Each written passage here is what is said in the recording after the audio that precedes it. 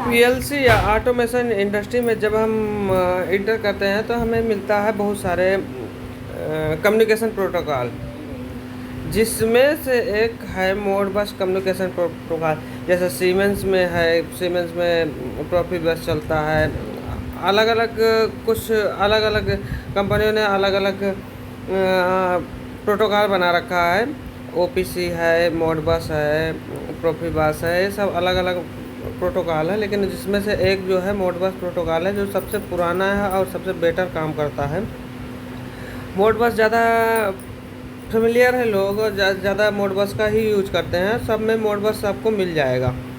Modbus protocol में जो है होता क्या है, मोडबस प्रोटोकॉल एक आरटीयू होता है और एक जो है मोडबस टीसीपी। पहले हम मोडबस आरटीयू के बारे में डिस्कस कर लेते हैं, उसके बाद में डिस्कस करेंगे Modbus TCP IP. Modbus RTU या सीरियल कम्युनिकेशन जो है दो तरीके के होता है, एक तो RS-232, एक RS-485। RS-232 जो होता है पॉइंट टू पॉइंट कम्युनिकेशन होता है, और इसका जो है सपोर्टिंग डाटा रेट जो है 3 MB पर सेकंड का होता है, जबकि 485 का जो है 40 MB पर सेकंड का होता है। इस जैसा कि मैंने बताया, ये पॉइंट टू पॉइंट कम्युनिकेशन मतलब जैसे कि आप एक PLC है और HMI, इन दोनों के बीच में RS-232 कम्युनिकेशन हो जाएगा, जबकि अदर डिवाइस के साथ में उसको जोड़ोगे तब नहीं होगा। इसमें तीसरा डिवाइस आप इंटरफेयर नहीं कर सकते, तीसरा डिवाइस इंटर नहीं कर सकते। 485 है जिसमें आप 32 डिवाइस को एक साथ में कनेक्ट कर सकते हो एक ही सेगमेंट में। जैसे कि आप PLC, HMI, डिफरेंट टाइप की BFD बहुत सारी हो, और कुछ मिला के टोटल मिला के आप 32 डिवाइस एक साथ कनेक्ट कर सकते हो। और इसका लेंथ जो है आप 1219 मीटर दूरी तक आप डिवाइस को ले जाके, मतलब 1000 रिमोट स्टेशन 1219 मीटर दूरी पे अगर जो आपका कोई डिवाइस लगा है तो वहाँ से आप डाटा ले सकते हो। इतने लेंथ तक आपका डाटा दे देगा ये। जैसा कि मैंने बताया ये और इसमें अच्छा कम्युनिकेशन मेथड में जैसे हमने बताया कि अभी RS-232 point two point communication करता है, जैसे कि डिवाइस 1 और डिवाइस 2 ये कम्युनिकेशन करता है। RS-485 जो है डिफरेंट डिवाइस को कम्युनिकेट करता था। इसमें मास्टर और स्लीप, RS-485 में एक मास्टर होता है और एक स्लीप होता है। स्टेशन बनाया जाता है और हर एक स्टेशन को अलग अलग नाम, डिवाइस ID दिया जाता है, और बाकी data port rate, data length, baud rate और पैरिटी ये सब जो है फिक्स करना पड़ता है। सेम एज इट इज़ इसमें RS-485 और 232 दोनों में है। इसमें डाटा लेंथ वगैरह सब सेट करना पड़ता है। इसमें डिवाइस ID आप जैसे कि स्लीप का 0 रख दिया, मास्टर का 0 रख दिया, बाकी स्लीप 1, स्लीप 2, स्लीप 3, तो इनका डिवाइस ID 1, 2, 3, 4, 5 आप जितने डिवाइस कनेक्ट करेंगे आप 232 में उतना आपको ID देना पड़ेगा। उसके बाद में आपको जो है उसके अकॉर्डिंग, जैसे मास्टर स्टेशन से हमने किसी को कम्युनिकेट कराना है, मास्टर स्टेशन से ID नंबर 4 को हमें कुछ डाटा लेना है या डाटा देना है, तो वहाँ से हम आदान प्रदान कर सकते हैं। दूसरा, हम जैसे बहुत सारी चीज़ों में जैसे हम फंसते हैं कि हम कैसे वहाँ से डाटा लेंगे, क्या करेंगे। तो जैसे हम मल्टीफंक्शन मीटर उठा लेते हैं, MFM मल्टीफंक्शन मीटर को उठा लेते हैं मान लो, तो मल्टीफंक्शन मीटर में MFM में हम सबसे अगर जो हमें मोडबस कम्युनिकेशन कराना है, उससे कुछ डाटा रिसीव करना है, रीड करना है, राइट करना है, कुछ भी करना है, तो हम उस कंपनी से, जैसे MFM जो है स्नाइडर कंपनी का है, तो उससे हम मोडबस मैपिंग मांग लेते हैं। कुछ जैसे इन्वर्टर है किसी का या कुछ और है, तो उससे हम मोडबस मैपिंग मांग लेते हैं। मोडबस मैपिंग से क्या होता है, हमें रजिस्टर मिल जाता है, उसमें इस रजिस्टर पे हमारा ये वैल्यू चेक हो जाएगी, ठीक है। तो उस रजिस्टर को मांग के हम उसमें एक मोड स्कैन का सॉफ्टवेयर आता है, उसमें हम डाल के सेम जैसे डिवाइस ID, पैरिटी ये सब चेक करके जो है डाल के उसमें चेक कर लेते हैं हम कि ये चीज़ है, ये इस डाटा में ये चीज़ आ रहा है, उसमें लिखा होता है मोडबस मैपिंग में, जो आपको कंपनी प्रोवाइड कराएगी। जैसे हमने ये अभी हम ये वीडियो चेक कीजिए, इस वीडियो में हमने दिखा रखा है कैसे हमने MFM में जो है वो किया है, डाटा सेट किया है। एक मिनट,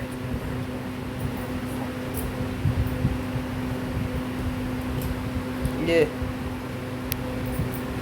बनाना है, इसमें देखो दिखा रहा है। उंगली रख जिस पर रखूँगा। हाँ हाँ हाँ, कोड नहीं चाहिए, ओह सॉरी,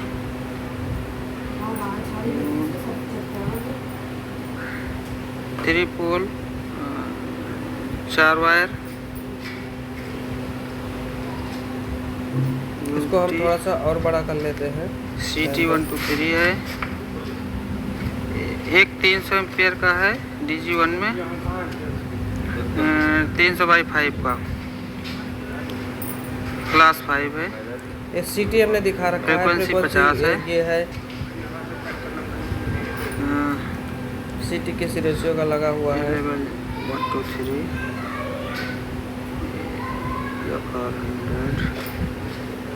वाट में, LED ऑफ है, कम्युनिकेशन ऑन है, डिवाइस आईडी है, जो डिवाइस आईडी की बात कर रहे हैं, डिवाइस आईडी है, बोर्ड रेट है। इसमें ये सब प्रायोरिटी वगैरह सेट करके हम वहाँ से इसका डाटा पासवर्ड कर सकते हैं। टाइप फिर वही अभी हम यहाँ थे। अब हम बात करते हैं, जैसे हमने ये हम बना रखे एक लाइब्रेरी ले रखी है, जैसे कैसे हमें डिफरेंट डिवाइस को जो है कम्युनिकेट करना है 232 485। वैसे 232 में हमें PLC में ज़्यादातर इनबिल्ट ही मिल जाता है कि हमें वहाँ से एक कनेक्टर लगा होता है, कनेक्टर में लगाते हैं और दूसरा HMI में लगा देते हैं, हो जाता है, उसकी कोई ज़रूरत नहीं पड़ती ऐसे लाइब्रेरी लेने के लिए। बट 485 में हम एक से ज़्यादा, एक या दो या 3 4 तक तो हमें मिल जाता है, कोई इशू नहीं रहता, PLC में मिल जाता है। लेकिन जब हमें 10-12 डिवाइस एक साथ कनेक्ट करना पड़ता है तो हमें ब्लॉक बनाना ही पड़ेगा। अब ब्लॉक बनाने के लिए हमें जो है उसमें लाइब्रेरी लेनी पड़ेगी। अब लाइब्रेरी लेने से हमें जो है ये जैसे हमने दिखा रखा है सेम एज इट इज़, इसमें थोड़ा सा दिखने शो नहीं कर रहा है, इसमें थोड़ा सा ब्लर आ गया है, मैं उसको दिखाता हूँ। इसमें आपको port rate, board rate, parity ये सब सेट करना पड़ेगा, इसको बताना पड़ेगा, डिवाइस आईडी बतानी पड़ेगी, कहाँ से हम डाटा ले रहे हैं, कहाँ को दे रहे हैं, ये सब हमें बताना पड़ेगा। ठीक है, तब इसके बाद में हमारा मोड बस हो जाएगा। अब आते हैं मोड बस TCP IP, मोड बस TCP IP पे आते हैं हम।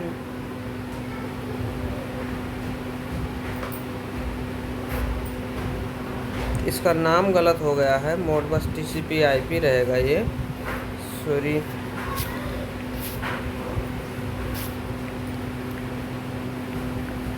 TCP IP है, ये गलत नाम हो गया है।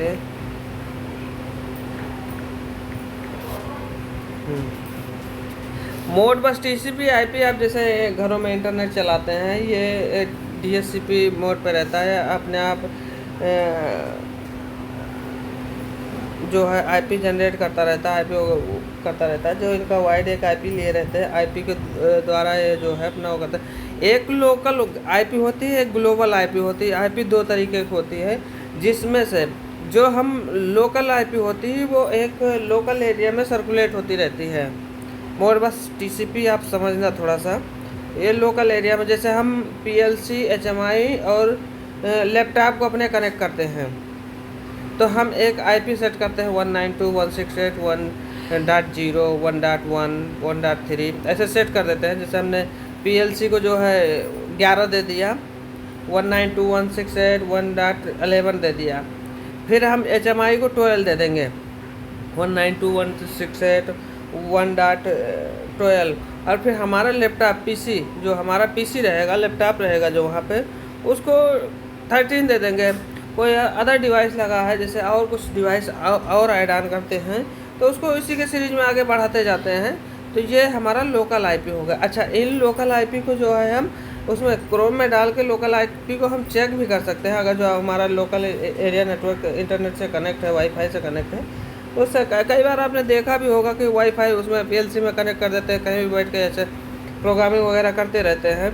तो ये हमारा लोकल IP से मोड बस का ही एक पार्ट है, इसमें लोकल IP हमारी कनेक्ट रहती है, इसे मोड बस TCP IP बोलते हैं।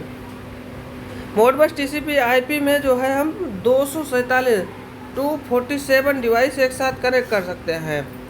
247 डिवाइस एक साथ एक सेगमेंट में, मतलब जैसे 192.168.1 से 0 से शुरू करेंगे और अप टू 247 डिवाइस 247 डिवाइस एक साथ एक सीरीज में ऐसा कनेक्ट करते हुए एक लोकल एरिया नेटवर्क को हम जोड़ सकते हैं एक साथ। ये आईपी बेस होता है इसमें, ठीक है। और अच्छा, बहुत सारे होते हैं 485 टू ईथरनेट टीसीपी कन्वर्टर भी आते हैं, इसमें बहुत सारे चीज़ होते हैं टीसीपी आईपी, लेकिन हमें लगता है सबसे बेस्ट जो है नेटवर्क का मेथड है।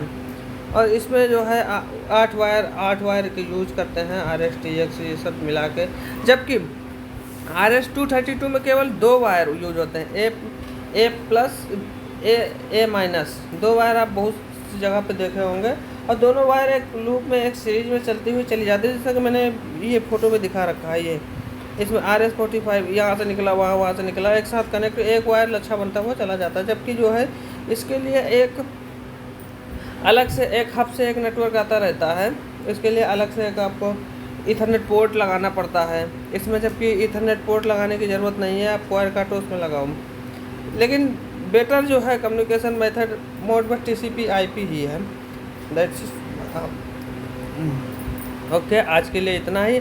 आगे हम और भी कम्युनिकेशन के बारे में, इसी मोडबस टीसीपी मोडबस आईपी के बारे में और भी पढ़ेंगे। आज के लिए थैंक यू।